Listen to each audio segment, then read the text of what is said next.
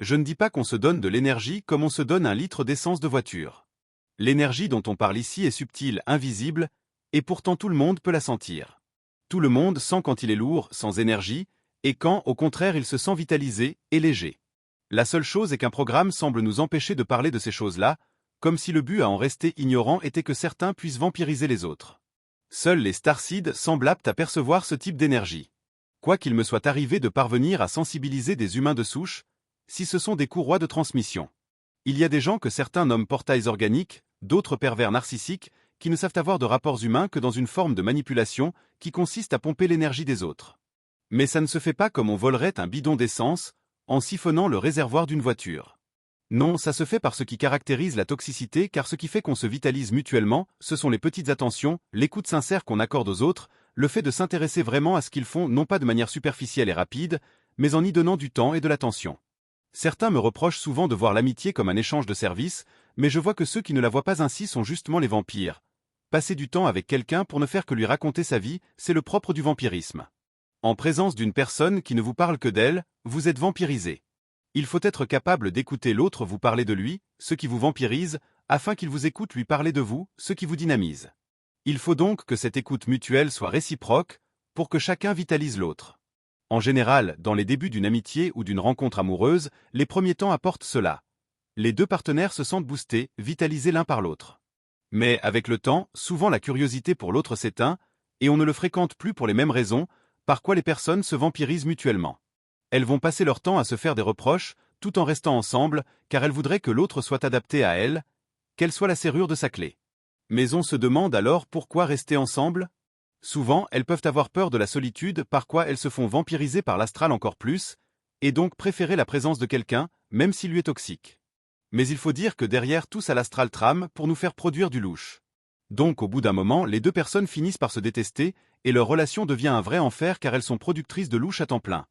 Je l'ai vécu en conscience, et ai pu analyser donc comment ça marche.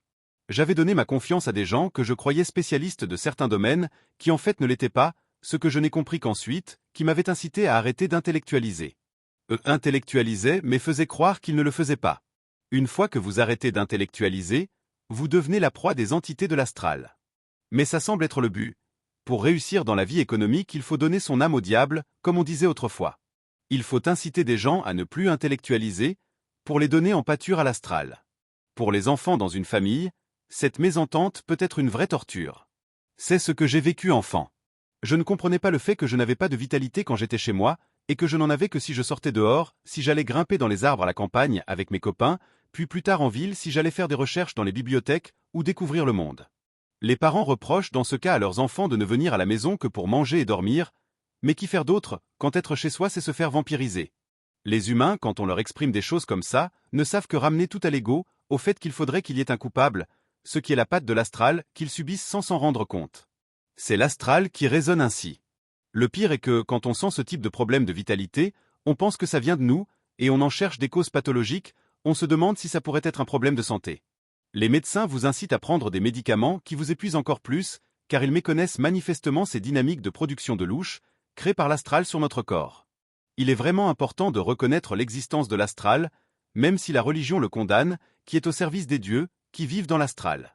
Car, comme je vis l'expliquer tout à l'heure, ces entités sont probablement d'anciens Anunnaki évoqués dans les tablettes sumériennes, qui à leur mort sont devenus contrôleurs de l'astral.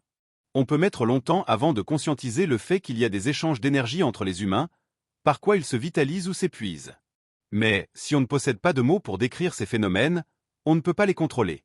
Ce mécanisme est vraiment étonnant, qui n'est absolument pas décrit par les gens qui se disent contre le mental, qui voient en lui tous les maux de la Terre. Comme dans la magie qui le caricature à l'excès, le langage a une fonction d'accès à des dimensions complexes. L'expression « Sésame ouvre-toi », bien connue car reprise dans les films au cinéma, exprime bien la fonction des mots et du mental. L'intellect, quant à lui, est un mental plus élaboré, mais qui remplit la même fonction car certaines réalités ne nous sont accessibles qu'au terme de ce qui pourrait être comparé à une équation en mathématiques. Il me vient à l'idée un exemple qui pourrait être le nombre pi par exemple, qui est un nombre compliqué qu'on ne peut trouver si aisément que ça qu'au terme d'une série d'équations. Il va nous montrer que la fonction de l'intellect est d'organiser des idées qui, mises bout à bout dans un certain ordre, constituent une forme de formule magique, au terme de laquelle un vortex, un portail vers une autre réalité s'ouvre. Alors là encore l'astral s'empara de ça pour le détourner de son sens car c'est sa spécialité, et peut-être sa fonction pour nous faire produire du louche. L'astral semble toujours partir de lois réelles, qu'il détourne pour nous mettre dans la confusion, et nous faire produire une émotion qui nous fait produire du louche. Si je vous fais suivre le raisonnement mathématique qui permet de trouver pi, vous allez être vite perdu car c'est très intellectuel. Est-ce que ça en est pour autant faux? Non pas du tout. Car sans cela on ne pourrait pas construire des bateaux ou des avions.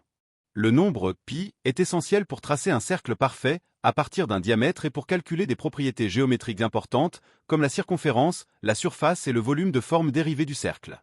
Calculer le nombre pi permet non seulement de tracer des cercles parfaits à partir d'un diamètre, mais aussi de déterminer des propriétés géométriques cruciales pour des applications concrètes, comme le design et la construction de fuselages d'avions. Cela montre bien à quel point l'intellect et les mathématiques abstraites peuvent avoir des répercussions tangibles et pratiques dans le monde réel.